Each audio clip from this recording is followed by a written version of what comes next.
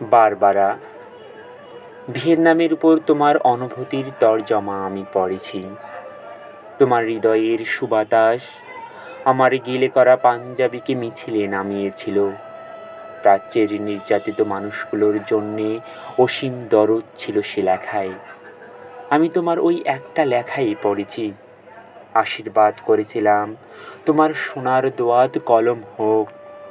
আমার বড় জানতে ইচ্ছা করে বারবারা, তুমি এখন কেমন আছো?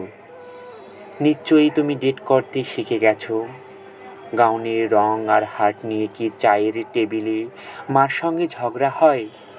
অনভ্যস্ত ব্রেশিয়ারের নিচে তোমার হৃদয়কে কি চিরদিন ঢেকে দিলে?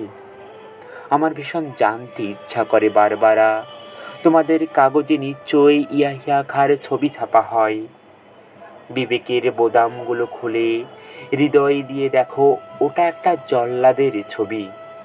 15 লক্ষ নিরস্ত্র লোককে ঠান্ডা মাথায় সে হত্যা করেছে। মানুষের কষ্টার্জিত সভ্যতাকে সে গলা টিপে হত্যা করেছে। অদ্ভুত জাদুকরকে দেখো, বিংশ শতাব্দীতে সে সুকৌশলে টেনে হিসড়ে মধ্যযুগে নিয়ে যায়।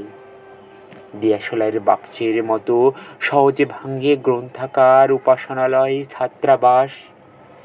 মানুষের সাধ্য মতো ঘরবাড়ি, 7 কোটি মানুষের আকাঙ্ক্ষিত স্বপ্নের ফুলকে সে বুট জুতোয় থেতলে দেয়।